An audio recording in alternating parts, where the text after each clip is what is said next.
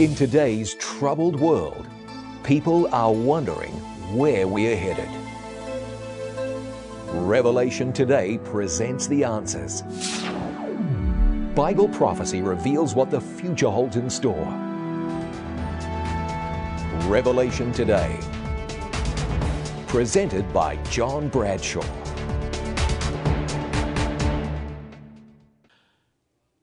Padre nuestro que estás en los cielos, te damos gracias de que podemos estar aquí para estudiar tu palabra. Te pedimos que permitas que tu Espíritu venga a este lugar, que abra nuestras mentes, nuestro entendimiento y que nos permita oír lo que tú quieres que oigamos. Y quiero pedir también que yo pueda decir lo que tú quieres que yo diga. Y si no lo digo por alguna razón, que podamos oír tu santa palabra. Bendícenos. Gracias por no depender de nosotros, sino que a pesar de nosotros hablas a través de nosotros, porque sabes lo que es mejor para nosotros. Gracias por ello y oramos en el nombre de Jesús. Amén. Durante la Segunda Guerra Mundial, los servicios de inteligencia americanos estaban buscando maneras de poder comunicarse entre los diferentes lugares sin que el enemigo pudiera descifrar esas comunicaciones, esos mensajes. Y siempre los servicios de inteligencia usan mucho dinero y recursos para crear códigos para que los enemigos no puedan escuchar los mensajes y descifrarlos.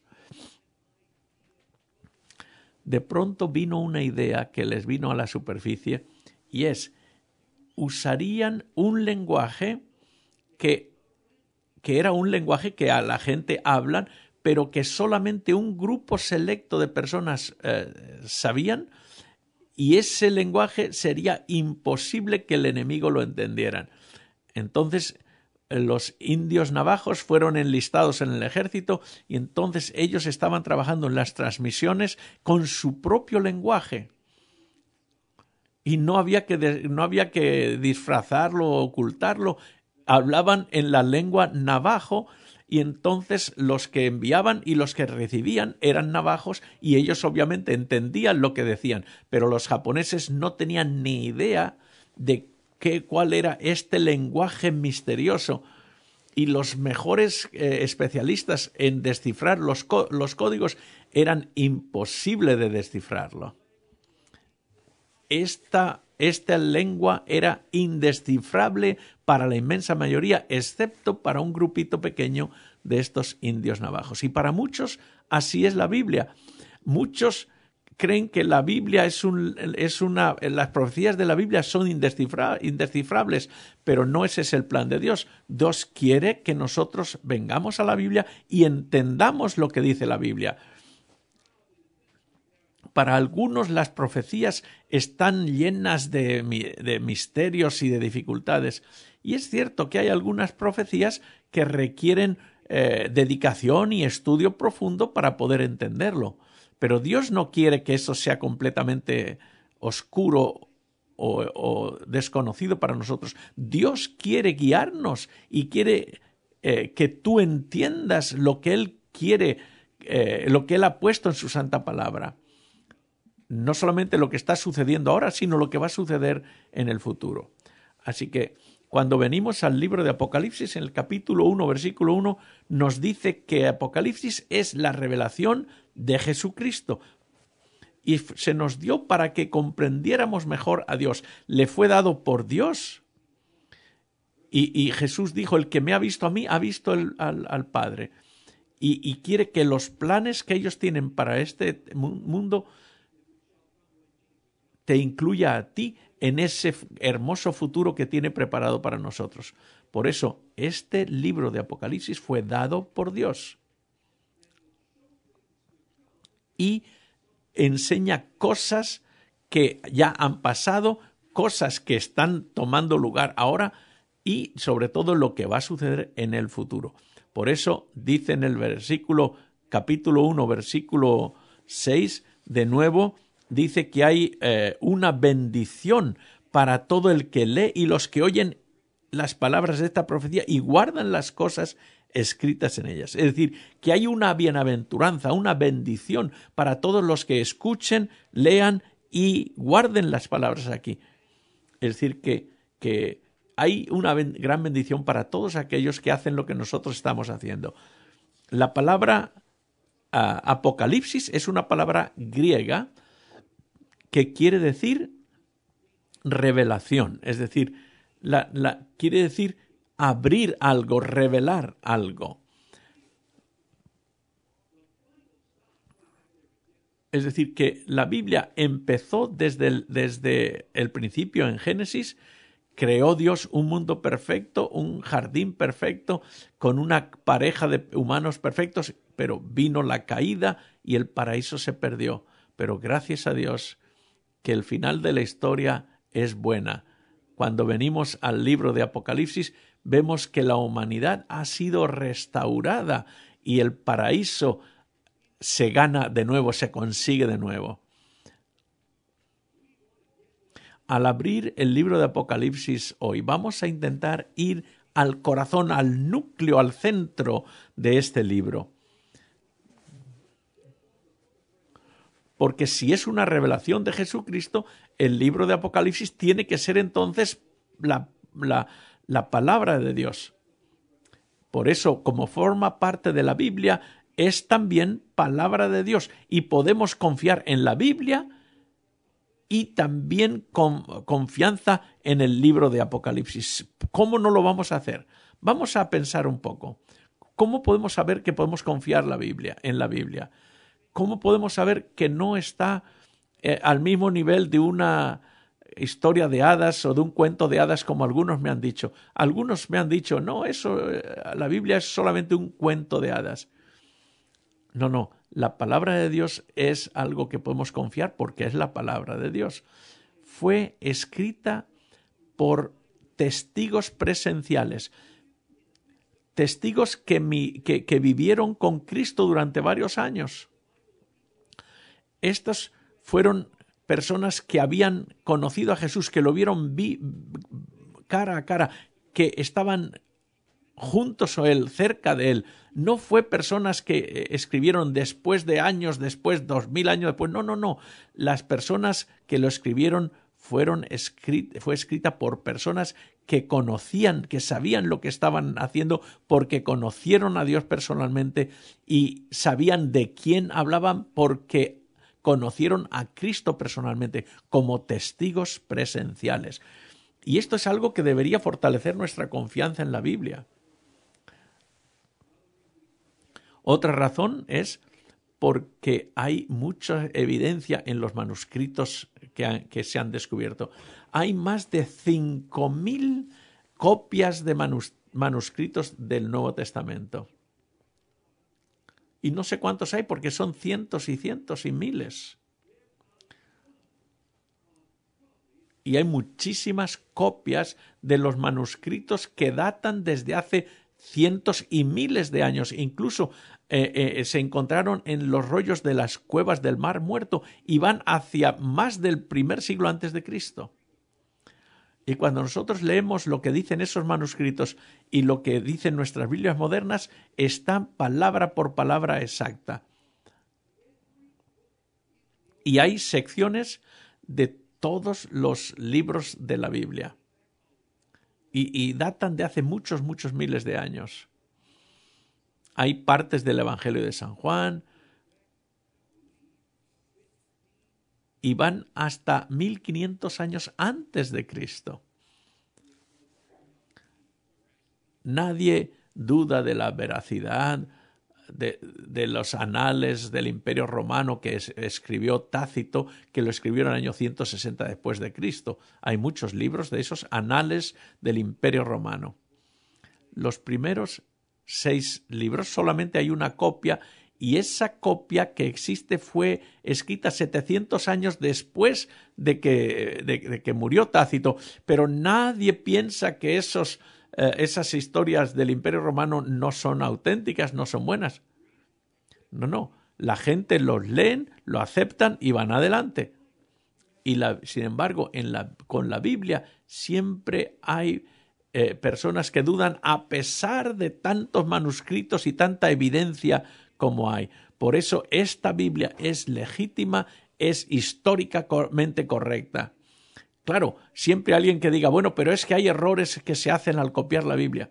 Bueno, sí, claro, ha oído que hay errores. Hay algunos errores porque a veces al copiar la Biblia eran muy, muy cuidadosos de que lo copiaban correctamente, porque la vida de ellos dependía de eso. Ahora, ¿puede que haya algún error? Bueno, sí, puede que se haya alguna coma, algún punto, alguna cosita, algún punto en la I, algún pequeño error de así. Pero no va a encontrar errores de que Cristo cambió el agua en whisky, nada de eso. No encuentra errores grandes. No, Moisés no vino a Las Vegas a recibir los 10 mandamientos, no. Los errores son minúsculos, son insignificantes, que no interfieren para nada en la veracidad de la Biblia. La evidencia demuestra que esa gente que dicen que hay esos errores, no hay evidencia alguna. Podemos confiar plenamente en la Biblia porque hay montañas de manuscritos en la Biblia que nos aseguran que es correcta. Hay una cosa interesante y es que aunque la Biblia, que son muchos libros, fueron escritos por más de 40 personas diferentes, y estos autores, 40 diferentes escritores por más de 1600 años, y sin embargo no hay contradicción entre ellos. Es decir, no hay contradicción en lo que escribió Moisés con lo que escribió en San Pablo en Romanos o en los Salmos o en otro libro. Es decir, que aunque hubo muchísima diferencia en el tiempo, cientos de años del uno al otro, hay una armonía perfecta. Las profecías de Daniel no contradicen lo que escribió San Lucas o lo que escribió nadie en la Biblia, ni nadie contradice lo que dice Jesús. Así que eso no puede ser una coincidencia. Solamente hay dos opciones: o fue que la mano de Dios guiaba todo, que es lo que yo creo, o que fue una gran coincidencia. La otra cosa es que hay grandes pruebas arqueológicas. Hay en la Biblia, cuando se mencionan que hay una ciudad o algo, y la arqueología confirma que esas naciones, esas ciudades existían, y eso es una pregunta correcta. Y estos, sobre todo, ha sido en los últimos años donde se han encontrado las mayores evidencias que prueban que varios reyes de los que se habla en la Biblia, batallas de las que se habla en la Biblia, reinos, ciudades que se mencionan en la Biblia y que antes no se conocían, se han descubierto en la arqueología. Hay un arqueólogo que se llama Eliad Massad que ha encontrado el palacio del rey David en la parte norte de Jerusalén. Claro, algunos van a decir, bueno, a lo mejor no es cierto. Bueno, pero es cierto que se han descubierto muchísimas cosas, artefactos que datan del siglo X antes de Cristo. ¿Pudo ser su palacio? Naturalmente que pudo que ser. Pudo que ser. Los académicos, los expertos dicen que sí, pero conforme pasa el tiempo, más y más, pues el tiempo prueba por la arqueología que Babilonia existe, que muchas de las cosas que la Biblia habla, como Sumeria, todo eso la arqueología lo ha demostrado. Es decir, lo que dice la Biblia es verdad y se puede confiar en ella. Por ejemplo, también en trabajos históricos. Por ejemplo, hay grandes historiadores como Tácito, como Josefos, en los que se menciona, por ejemplo, a Poncio Pilato, y estos se han referido en muchas ocasiones al hecho histórico de que Jesús existió como una persona, un personaje histórico. Obviamente no hablan con el detalle que habla la Biblia, pero aún los historiadores seculares han escrito y se refieren a este hombre, Jesús, que guió a su pueblo y murió por lo que él pensaba, por lo que él creía. Así que aún en el récord histórico se nos demuestra que Jesús existía. ¿Y qué en cuanto a la profecía? ¿Recuerdan en Daniel capítulo 2, cuando ese rey Nabucodonosor soñó aquella estatua, cabeza de oro, pecho de plata, muslos de bronce? Y Daniel dice claramente, explica, tú eres esa cabeza de oro, después de ti habrá otro reino menor que tú, pero todo eso lo dijo aún cuando vivían en el reino de Babilonia. Pasó después de Babilonia, vino Medo-Persia, después vino Grecia, otro imperio mundial de bronce. Después este rey griego, Alejandro Magno, derrotó a los medio-persas, y después vino de los griegos, después vino Roma, y después se le refiere como la monarquía, el imperio de hierro, y dice la Biblia que ese imperio romano sería dividido en 10 partes. No dice que sería conquistado por otro reino, dice que sería dividido. Así que cuando uno obtiene la profecía y uno ve cómo coincide con la historia, eso nos demuestra que la Biblia tiene razón y es verdad. La Biblia nos dice dónde iba a nacer Jesús, en Belén. Daniel nos dice la fecha en la que Cristo iba a morir. Dice cómo iba a morir. Dice que ninguno de sus huesos se quebrarían. Dice que nacería de una virgen. ¿Cómo sabían ellos eso años y años antes de que eso iba a suceder? ¿Cómo lo sabían? Imposible. ¿Cómo puede decir que Jesús iba a nacer de una virgen si nunca antes se había dado el caso de que una virgen concibiera? ¿Verdad que es increíble? Pero Isaías tenía razón. Las profecías de la Biblia nos demuestran que podemos confiar en la Biblia y saber que es verdad, es confiable. Quizá hay otra razón que todavía sea la más grande de todas para reconocer la Biblia como la autoridad más grande que es. Más que la profecía, más que la historia, que la arqueología, ¿saben cuál es? Es esto. No hay libro en la Biblia que pueda transformar la vida humana como la Biblia se ha demostrado que puede hacer. Tú puedes introducir a alguien, presentarle a alguien la Biblia, y no importa que sea un adicto, que sea toxicómano, no importa cómo seas, el Señor lo puede transformar. El Señor puede transformar a aquel que no tiene esperanza y darle esperanza, darle gozo. La Biblia ha reunido a más familias que uno puede imaginarse. Las vidas de las personas que han sido transformadas por la Biblia testifican de que la Biblia es verdad y se puede confiar en ella, que la Biblia es poderosa, y hay muchas más razones. Así que puedes venir a la Biblia confiadamente diciendo, puedo venir no solamente con fe ciega, sino sabiendo que puedo demostrar que es verdad. Se puede demostrar que podemos confiar, demostrar que es correcto, que es, en otras palabras, la palabra de Dios. ¿No dicen amén?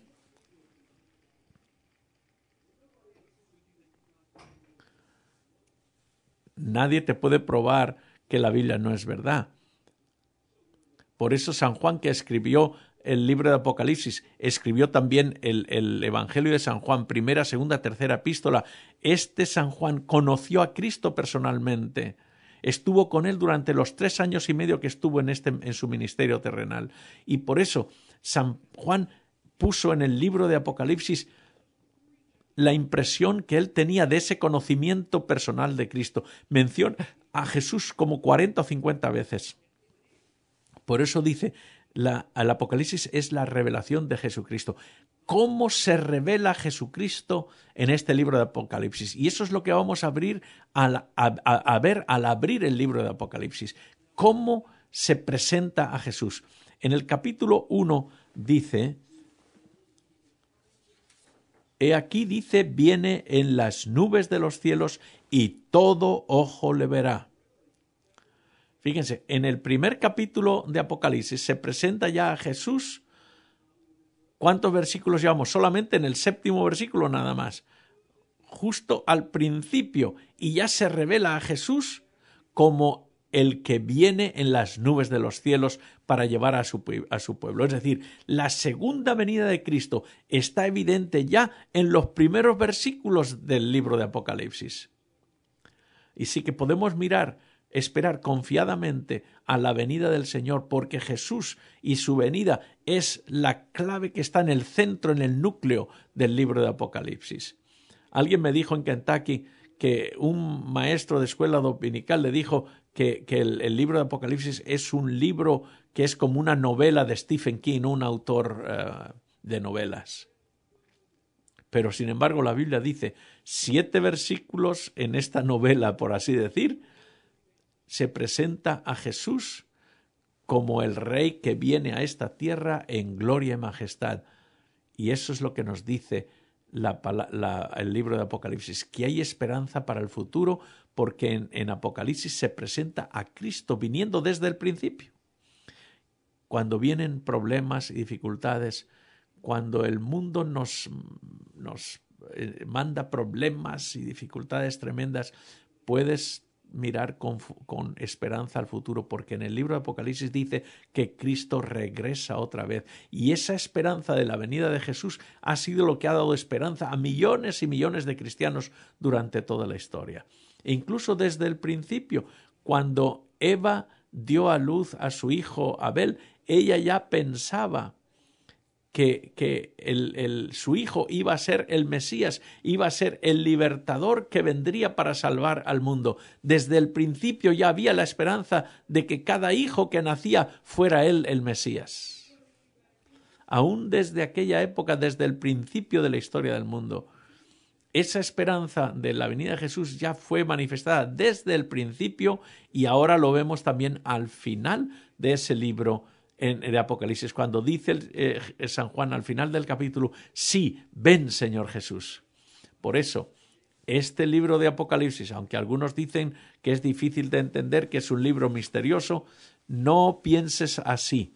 Al contrario, no pienses que el Señor no quiere que lo entiendas. No, al contrario. Al principio del libro ya nos dice que Cristo está viniendo, y yo digo gracias a Dios por eso que dice acerca de Jesús.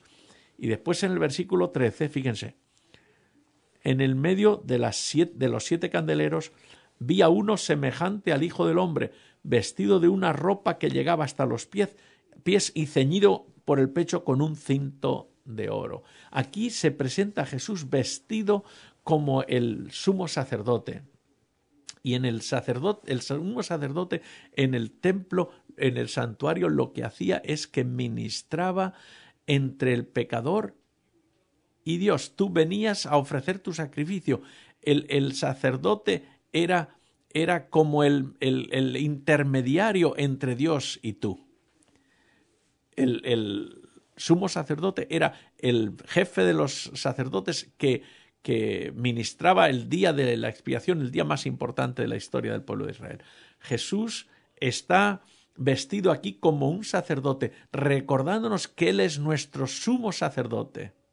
Así que fíjense, desde la primera página del libro de Apocalipsis nos dice que cuando tus pecados han hecho separación entre Dios y tú, cuando has hecho un desastre de tu vida, cuando has cometido errores, puedes venir a Cristo porque Él es nuestro sumo sacerdote. No hay una necesidad. No hay manera de creer que Dios no te va a aceptar. Jesús dice que Jesús está intercediendo por nosotros en el cielo. En 1 de San Juan dice que tenemos un abogado con el Padre, a Jesucristo el justo. Es decir, que el libro de Apocalipsis nos recuerda que Él es en el cielo nuestro sumo sacerdote. El libro de Apocalipsis, al abrirlo, nos revela a Jesús como nuestra última y gran esperanza.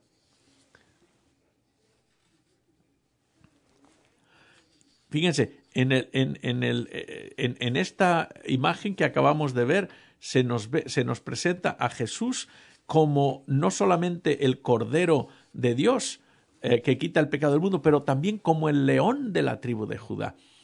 Es decir, Jesús dio su vida en la cruz para que nosotros pudiéramos vivir, y como resultado de eso pudo vencer el pecado, pudo vencer a Satanás. Por eso es el conquistador, es el león que es poderoso, que además de sacrificarse y morir por nosotros, pudo conquistar y vencer el pecado. Así que fíjese, en Apocalipsis se nos presenta a Jesús como el Creador. Eso es importante. En el capítulo 13 también se nos presenta, vemos que hay una bestia que quiere que toda la gente, los habitantes del mundo, adoren esa bestia, en Apocalipsis capítulo 13. Pero en el capítulo 14, en el siguiente capítulo, lo que la Biblia llama el Evangelio eterno, hay un llamado a adorar solamente a aquel que es el Creador, el que hizo el cielo, la tierra y todas las fuentes de las aguas. Así que en el capítulo 13, Satanás dice adora a la bestia, pero en el capítulo 14, la Biblia dice adora al Creador, y el Creador es Jesucristo. En Juan capítulo 1 dice que todas las cosas fueron hechas por Él. En Colosenses capítulo 1 dice exactamente lo mismo, que Jesús es el Creador. Quizá nunca lo has oído, pero esto está claro en la Biblia. No creo que el Padre y el Espíritu Santo estaban haciendo algo y vinieron y dice Jesús, mira lo que he hecho. No fue así. Los tres estaban involucrados en la creación, pero la Biblia dice que sin Jesús nada de lo que ha sido creado hubiera sido creado, y eso lo vemos también en el libro de Apocalipsis, a Jesús como el Creador, y eso es significativo, es muy importante, y sobre todo teniendo en cuenta que en los últimos días la mayoría de la gente irán y adorarán a la bestia, pero habrá un grupo que adora al Cordero, que adora al Creador. En el versículo 5 de Apocalipsis, miren cómo dice en el versículo 5, dice, al que nos amó y nos lavó de nuestros pecados con su sangre. Así que imagínense, lo que eso está diciendo es que al morir en la cruz, nosotros recibimos el perdón de los pecados. Fíjense, en estos primeros 5 versículos, ya en el libro de Apocalipsis nos presenta a Jesús como el Salvador del mundo. ¿Cómo es que no hay más gente que estén leyendo el libro de Apocalipsis? Quizá algunos se dejan llevar por los símbolos, las bestias y todas las cosas, y vamos a estudiar eso conforme vengan los días siguientes. Pero si empiezas a leer en el libro de Apocalipsis, vas a ver claramente y vas a saltar y decir aleluya, gracias a Dios, porque Jesucristo es el Salvador. En el versículo 7 dice que viene otra vez. En el versículo 13 dice que Él nos representa como sumo sacerdote y está en medio del candelabro, donde dice que a pesar de que debería de habernos expulsado, Él está entre nosotros y quiere ayudarnos porque nos ama. Miren, si vienen conmigo al Apocalipsis capítulo 3, y dice en el versículo 3, y dice, he aquí yo estoy a la puerta y llamo. Si alguien oye mi voz y abre la puerta, yo entraré con él y moraré con él y cenaré con él y él conmigo. En el capítulo 3, Jesús dice, quiero venir a tu vida, quiero entrar en tu corazón, quiero estar contigo, quiero llenar tu vida con mi presencia, quiero hacer algo hermoso con tu vida. Quiero ayudarte y hacer de tu vida un éxito. En el capítulo 3 dice en el versículo 20, que al abrir el libro de Apocalipsis en realidad abremos la revelación de Jesucristo. Es la historia de Jesucristo que vino y murió por nosotros para que nosotros podamos vivir y no morir. Es la historia de uno que va a venir a buscarnos para llevarnos al cielo. Él nos está preparando lugar en la casa de su Padre. Él está preparando una vida que es más grande y extraordinaria de lo que nosotros imaginamos. San Pablo dijo, más de lo que los ojos no vieron ni oído oyó, es más maravilloso lo que Dios ha preparado para nosotros. Y eso es lo que Dios ha preparado para nosotros. Y todo está escrito en este libro de Apocalipsis. Él es el alfa y la omega, el principio y el fin, el Cordero de Dios, el león de la tribu de Judá, el que murió pero ha resucitado y está vivo, el que camina entre los candelabros que significan las iglesias. Él es el Hijo de Dios. Y todo eso está en el libro de Apocalipsis. Todo es sobre el libro, es sobre Jesucristo, Rey de Reyes y Señor de Señores. Eso es de lo que habla el libro de Apocalipsis. Y yo digo gracias a Dios porque el libro de Apocalipsis habla más de Jesús que de cualquier otra cosa. No es el libro de la bestia, es el libro del Cordero. Es Dios en carne humana que vino a este mundo para vivir una vida sin pecado, mostrarnos cuál es el corazón de Dios. Vino a alimentar a los hambrientos, a curar a los enfermos, animar a los desanimados, resucitar a los muertos, darle esperanza a los desesperados y darnos vida a todos aquellos que vinieran a Él con fe.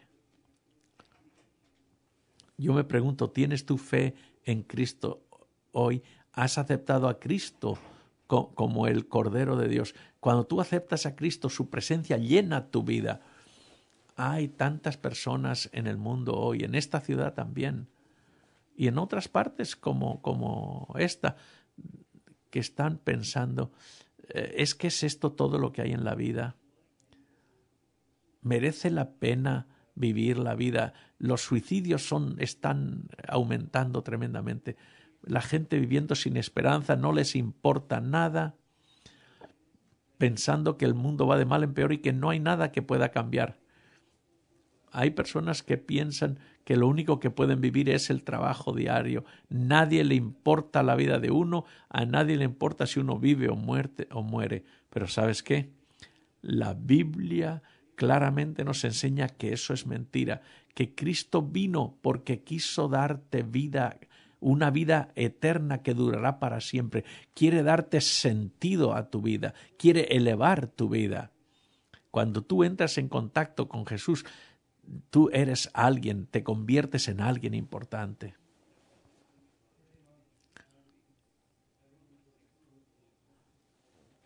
Muchas veces he estado comprando en Walmart y después de un seminario o de una presentación he parado en Walmart para comprar algunas cosas y siempre uno ya sabe lo que va a comprar.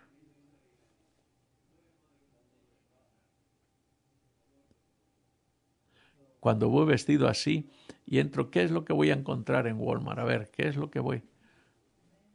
¿Naranjas o qué? Voy a buscar naranjas.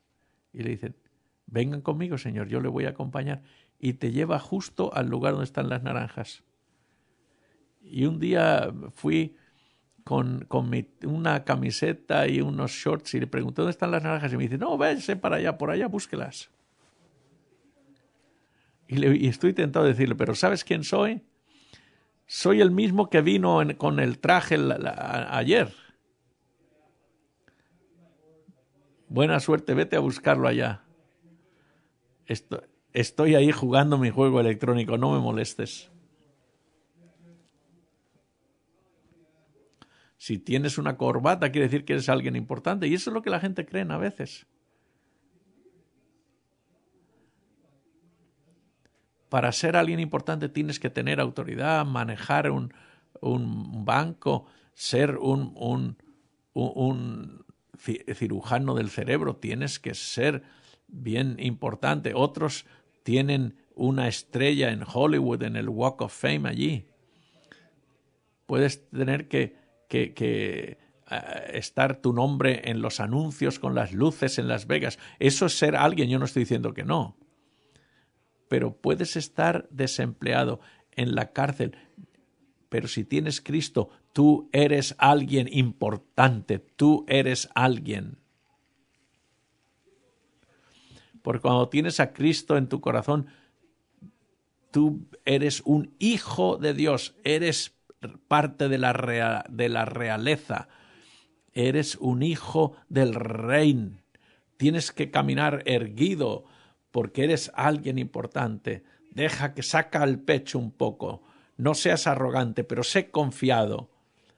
A lo mejor tienes solamente 10 centavos en tu bolsillo, pero eres rico, porque vas a ser rico más que puedes imaginar, porque eres hijo del Rey de Reyes. Es la verdad. Tú te conviertes en alguien importante. Tu vida merece la pena ser vivida. No hay quien diga, yo me salí de la escuela en el 4º grado, he estado en la cárcel, he estado adicto a cualquier droga, a cualquier cosa. No te preocupes.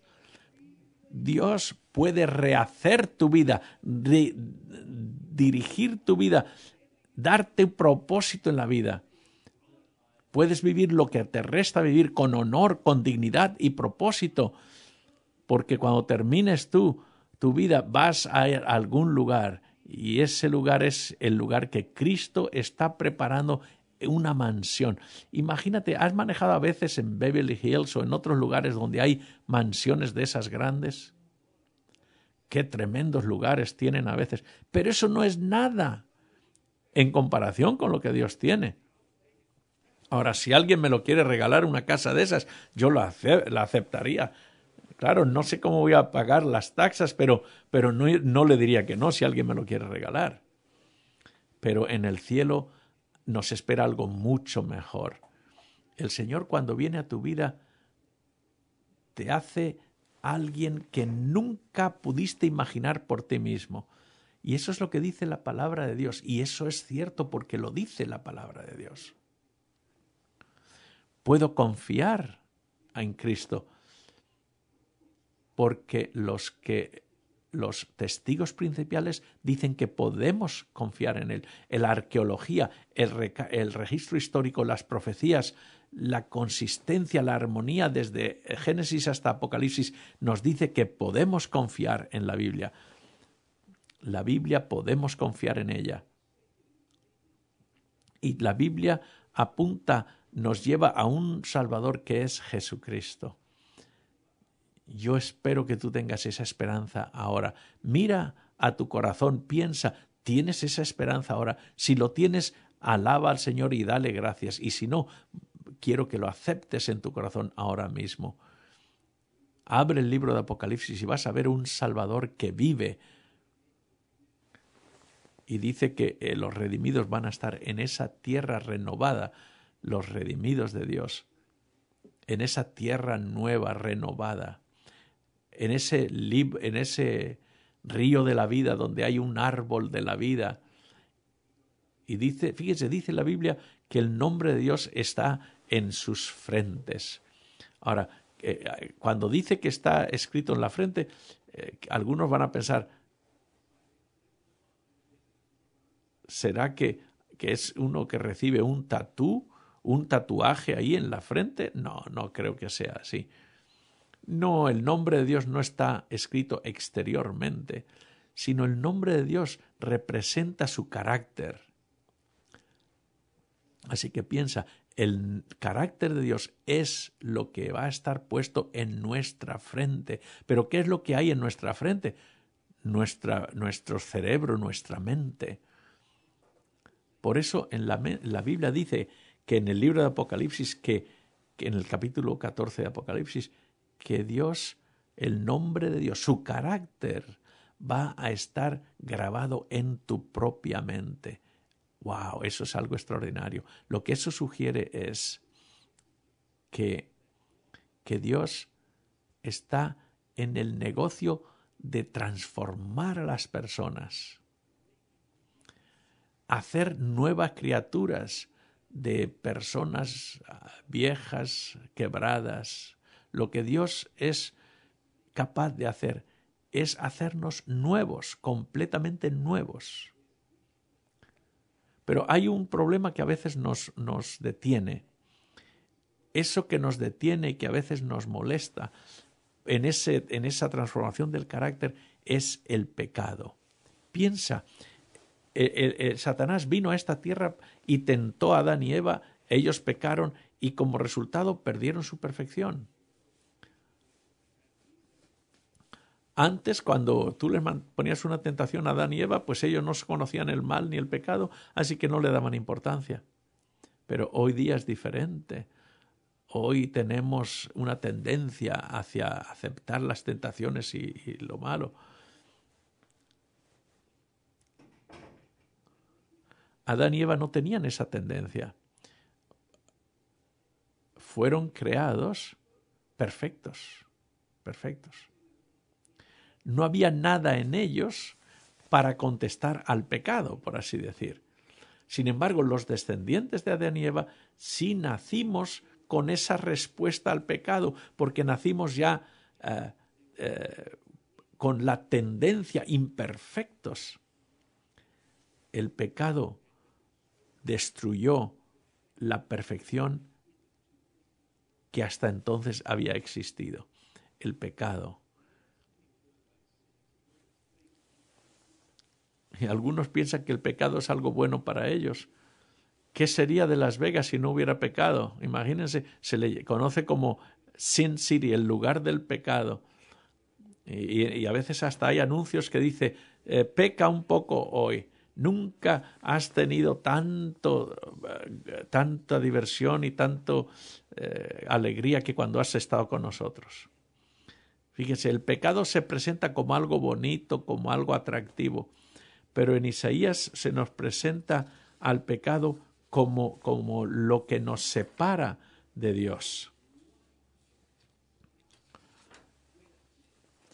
El pecado nos separa de Dios. Por eso no importa lo que oigamos, el pecado no importa que sea divertido, el pecado nos separa siempre de Dios y al final trae muerte, trae perdición. No importa que se vea bien atractivo, pero el hecho es que el pecado es un veneno. Ahora, ¿puede ser atractivo? ¿Puede ser emocionante? Claro, la Biblia dice que en Hebreos 11 dice que Moisés escogió no resistir los placeres del pecado por un tiempo. Es decir, que él sabía que el pecado a veces produce placer, obviamente, pero sabía que era pecado y que ese es un pecado y que es por un tiempo corto nada más, temporal. Puedes emborracharte, pero al final vas a pagar el precio porque te levantas con ese mareo, esa enfermedad, esa vasca. Puede ser placentero, pero solo por un corto tiempo. A veces te despiertas en una cama que ni siquiera sabes quién está a tu lado y te das cuenta que tu dignidad se ha ido. ¿Cómo es que llegaste ahí? ¿Cómo vas a ir a tu casa? Y sales a la calle y no sabes ni a dónde estás, porque ya ni te acuerdas de lo que disfrutaste de la noche anterior. Pero solamente me siento tan avergonzado y la memoria empieza a venir y empiezas y como para las 10 de la mañana ya te das cuenta de lo que hiciste la noche anterior y piensas, pensé que era placentero, pero solamente por un corto periodo de tiempo. Sí, puede ser que sea placentero. Yo puedo tomar una pastilla de cianuro, de veneno, y ponerla, revolverla, envolverla, rebozarla en chocolate y puedo tomármela y pensar, oh, qué bueno está esto, qué delicioso está, pero no me doy cuenta que esa pastilla me está matando, ¿verdad? Y hay que llamar al enterrador. Era placentero, sí, por un momento, por un ratito, pero al final acabó siendo mortal. Eso sucede con el pecado. El pecado nos separa de Dios. Y dice la Biblia que todos hemos sido afectados por el pecado. En Romanos 3 nos dice que todos pecaron y están destituidos de la gloria de Dios. Todos nosotros. En Romanos capítulo 6 se nos dice que la paga del pecado es la muerte. Y no estamos hablando la muerte de un ataque al corazón, sino la muerte eterna, la separación total de Dios. El pecado causa muerte, causa la separación de Dios. Y no quiere decir que Dios es malo, que Dios es intolerante. No. Dios lo que quiere es que vengas a mí. Por eso dice, venid a mí los que estáis trabajados y cargados, y yo os haré descansar. Dice que Dios no quiere que nadie perezca, pero que todos vengamos al arrepentimiento. Miren cómo dice Dios a través aquí de Ezequiel. Dice, no quiero la muerte del impío, sino que se vuelva el impío de su camino y que viva. Volveos de vuestros malos caminos. ¿Por qué moriréis, oh casa de Israel? Dios está diciendo, no puedes pensar que no necesitas morir y separarte de mí. Ven a mí, ven conmigo, arrepiéntete, yo te voy a limpiar, yo te voy a hacer nuevo. Eso es lo que Dios promete. No es un Dios malo, malvado, vengativo. No. Con un martillo para aplastarnos cada vez que, como se mata una mosca con un matamoscas. No, el Señor dice, ven a mí. Y el que a mí viene, dice Jesús, de ninguna manera echaré afuera. Hay un problema. El problema es el pecado. Por eso yo diría, ¿saben qué? Voy a retirar eso que dice. El problema del pecado ha sido ya solventado. Dice en San Juan 5, y no queréis venir a mí para que tengáis vida. Es decir, el problema es que somos los humanos los que no queremos venir a Cristo, aunque ya Jesús resolvió el problema del pecado, pero nosotros somos los que no queremos venir a Cristo. He leído hace poco un hombre que murió, ¿y sabe de qué? Murió de un dolor de muelas.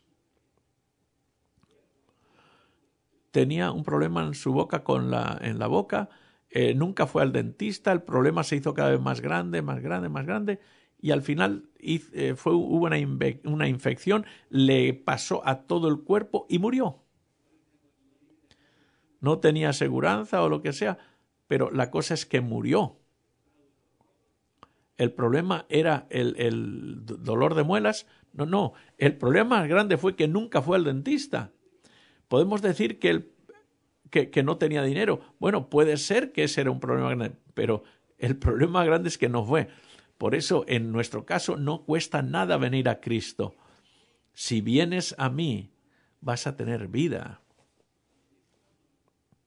Si quieres esperanza, si quieres un futuro que puedes enfrentar con confianza, con alegría, Dios nos ofrece una manera de alcanzar esa seguridad que ni siquiera el dinero puede conseguir, una paz que la fama no puede dar. Él te ofrece una seguridad, una paz, una integridad, una certeza que el éxito, el trabajo, la popularidad no pueden conseguir.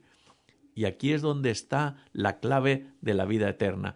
En Juan 3:16 dice, porque de tal manera amó Dios al mundo que ha dado a su Hijo unigénito para que todo aquel que en Él cree no se pierda, mas tenga vida eterna. Es tan simple como eso. Si tú quieres certeza para el futuro, punto número 1, necesitas creer. Ese es el primer paso. Tienes que creer que Dios te ama y que te puede salvar. Y puedes estar seguro de eso. Jesús dijo, yo soy el camino, la verdad y la vida. Puedes venir a Dios a través de Jesús y puedes alcanzar la salvación y dejar tu pecado atrás. Puedes encontrar esperanza en medio de los problemas que tienes en la vida, aún en la enfermedad. No importa en qué cosa.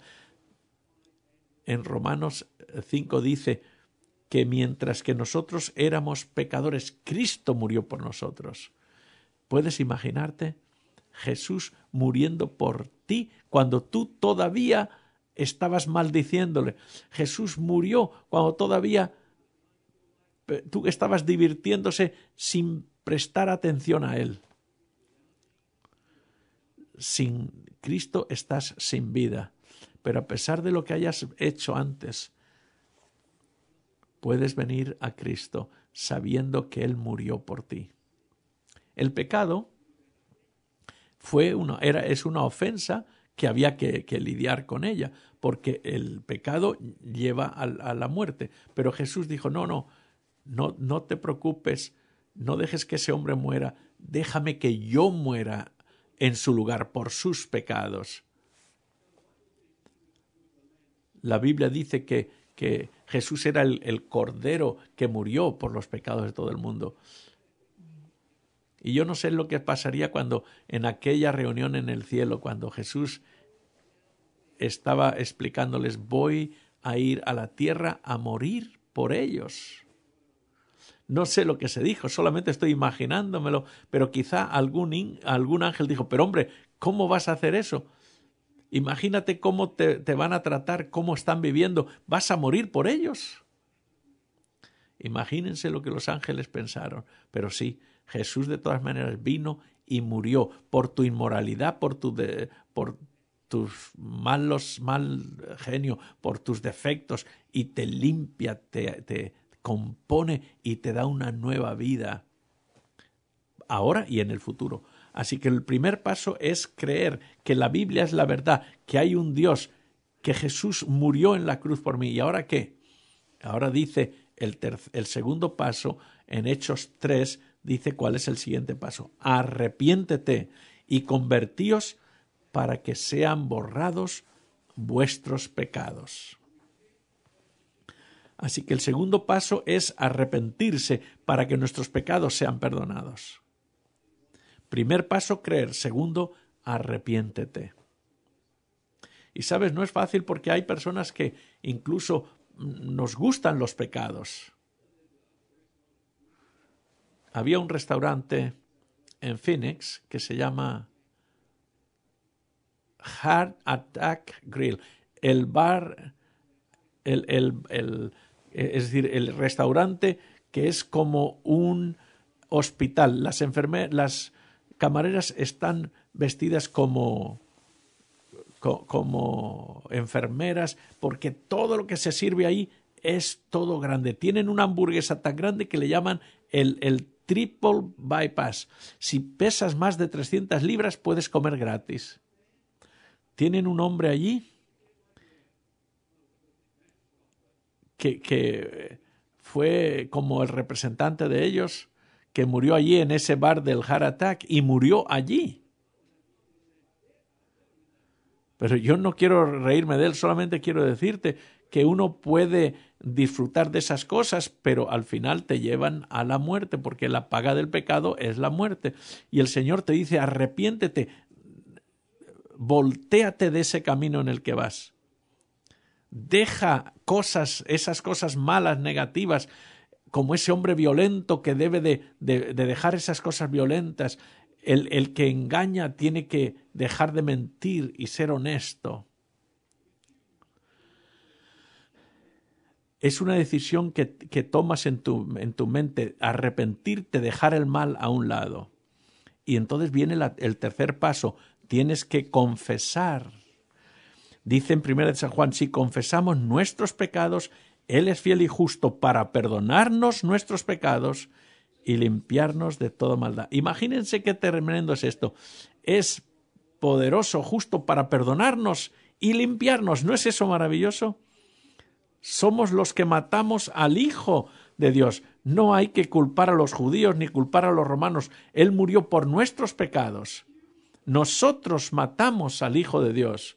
Matamos al Creador del universo. Y la Biblia nos dice, si confesamos nuestros pecados, Él nos perdona y nos limpia. ¿No es eso fenómeno? Yo a lo mejor no te perdono si me haces algo, me miras así medio chueco, pero yo puedo tener... No, estoy bromeando nada más. Yo te voy a perdonar.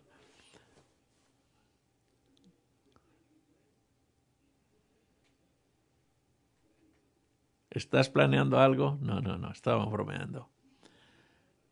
Pero porque tenemos siempre dificultad en perdonarnos los unos a los otros. Pero Jesús dice, si confiesas tus pecados, yo te perdono. No importa lo que haya sido, yo te perdono. David escribió en los Salmos, Dios, tú eres bueno y estás dispuesto a perdonar. Te perdona tu pecado sucio y terrible en el pasado. Tu vida antigua queda perdonada y limpia. No solamente perdonada, pero las manchas de tu vida son limpiadas completamente. Es como cuando tú en tu casa tienes esas manchas que cayeron en la alfombra y ya cada vez que pasas por la casa ves esas manchas en la alfombra del vino, de lo que derramaste ahí, y eso te recuerda a tu pasado. Pero con Jesús Él te perdona y te limpia. Esas manchas en tu vida son limpias y te conviertes en una persona nueva en Jesucristo. Por eso los pasos es creer, arrepiéntete, confiesa, y entonces el cuarto paso es recibe a Cristo. Dice en Apocalipsis 3, yo estoy a la puerta y llamo. Si alguno abre la puerta y entro con él, voy a cenar con él y él conmigo. Solamente tienes que abrir la puerta de tu corazón y dejar que Cristo entre en tu vida. Uno de los versículos más extraordinarios de la Biblia. Claro, hay muchos versículos en la Biblia que son hermosos, pero Filipenses 2 dice, porque Dios es el que en vosotros produce así el querer como el hacer por su buena voluntad. Ahora fíjense, hay algunos que piensan y dicen, bueno, ¿cómo voy yo a dejar mi lenguaje malo? ¿Cómo voy a dejar los vicios, los problemas que tengo? Pero, ¿sabes? Ahí dice, cree, arrepiéntete, confiesa y pide que el Señor entre en tu vida. Tú te rindes ante el Señor y dice, Señor, que sea tu voluntad, no la mía. Y entonces dice la Biblia que Cristo entra en tu vida y vive en tu lugar. Por eso dice, no vivo en la carne, sino en la fe del Hijo del Hombre, que se entregó a sí mismo por mí. Por eso tú dependes, te apoyas en Cristo. Dependes de Cristo, no reaccionas de la manera antigua y le dices, Señor, yo estoy contando que tú vengas a mi vida para no ser yo ya el mismo, sino que seas tú en mí. Yo sé que todos somos débiles en confrontar al diablo, pero Cristo está en nuestro lugar y cuando el diablo viene a abrir la puerta, es Cristo el que va a pelear en tu lugar. Por eso dice la Biblia, tú resiste al diablo y él huirá de ti. Y esa es la mejor oferta que puedes tener en tu vida, que Cristo viene a tu vida, olvida tu pecado, te da un futuro, te limpia y vive su vida en ti. ¿Hay esperanza en el libro de Apocalipsis? Claro que sí. Al abrir el libro de Apocalipsis descubrimos que es la historia de un gran Salvador que quiere darte su poder en tu vida. Y yo digo gracias a Dios por ello. Hay esperanza para ti. Y eso es lo que dice el libro de Apocalipsis. Recuerdo como en el junio del año 2000, cuando mi hijo nació,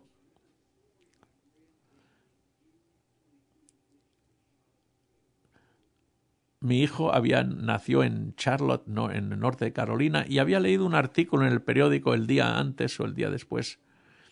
Y después de que nació, pues mi esposa estaba no estaba muy confortable, es normal, y yo estaba durmiendo en la silla al lado de ella. Y es difícil dormir en una silla ahí, en un sillón ahí, bien difícil, me giraba así, mejor me hubiera acostado en el suelo, pero me senté ahí en la silla como pude.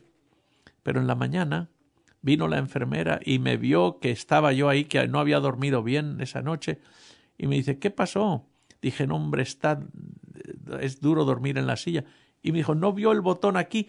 Y apretó el botón y la espalda se vino hacia atrás y la silla se convirtió en una cama. No vi el botón.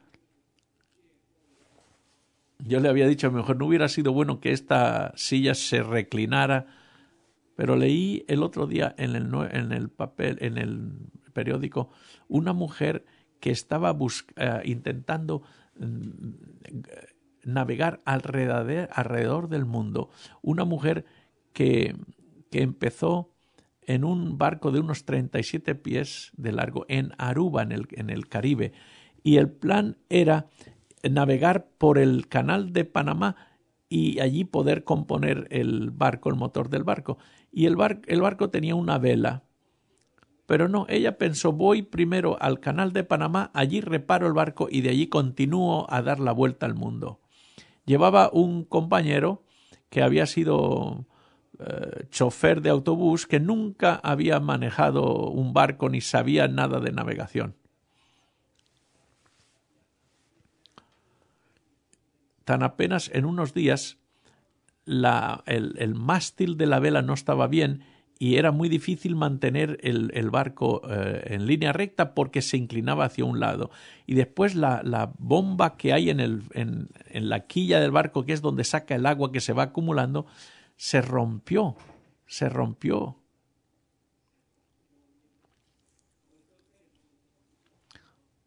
Pero la bomba se rompió y el agua se estaba acumulando. 37 pies de largo, era un barquito, un bote, ¿no? Y de pronto vino una tormenta grande con olas altísimas y de verdad se convirtió en un asunto de vida o muerte.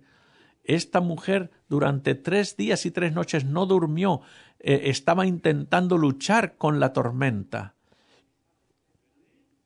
Y cuando acabó la tormenta, después de 3 días sin dormir, esta mujer, Julie, decidió no luchar más con el barco, sino echarse al mar y nadar hasta la orilla, que estaba a 60 millas. Y este amigo que estaba con ella tuvo que amarrarla para que no se fuera alocada hacia la orilla. La señal que lanza el barco la lanzaron al espacio y entonces los guardacostas de Venezuela, de Colombia y de los Estados Unidos y otro que no recuerdo de dónde, vieron el mensaje de emergencia y entonces se movilizaron todos y de alguna manera todos llegaron a ayudarle. Ella pudo sobrevivir, se había mordido la lengua, estaba llena de quemaduras del sol, de tantos días al sol, todo lo perdió. Pero después, cuando le hicieron la entrevista, ella dijo, soy una persona insignificante y sin embargo tanto esfuerzo se hizo para salvarme. Y yo pensé en eso. Vinieron políticos, voluntarios, todo el mundo para salvar a una persona o dos. Gente insignificante. La tormenta vino sobre ellos, pareció que iban a perecer, pero aparecieron toda esta gente para rescatarlos. Hace mucho también hubo una gran tormenta en el mundo. Y estoy hablando obviamente simbólicamente. Esa tormenta era el pecado que apareció en el mundo. Y nuestros antepasados, Adán y Eva, cayeron en el pecado. Y desde entonces las cosas se han ido empeorando. A veces pensamos que nuestra vida está naufragando, como que las olas de las tentaciones del desánimo están ganando la batalla. Parece a veces que el barco de nuestra vida está llenándose de agua, la bomba se rompió y se va a hundir y a hundir y a hundir. ¿Y qué vas a hacer? Sí, eres una persona insignificante, ¿sabes? Pero quiero decirte, un gran esfuerzo se hizo para salvarte y yo espero que tengas la seguridad de que Cristo vino a salvarte porque quiere que vivas para siempre. Vamos a orar. Padre nuestro que estás en los cielos, gracias esta noche porque nos has dado la oportunidad de responder a tu palabra en esta noche. Gracias por lo que hemos visto, por las cosas extraordinarias y tan claramente como están explicadas, pero lo más importante es que Jesús, el divino Hijo de Dios, vino a esta tierra y murió para salvarnos a nosotros. Tomó sobre él el pecado de todos nosotros. No lo podemos entender ese gran amor, quizá en la eternidad lo podamos entender. Gracias por ello, gracias porque nos has prometido esa vida eterna. Y decimos de nuevo gracias en el nombre de Jesús. Y todos digamos amén.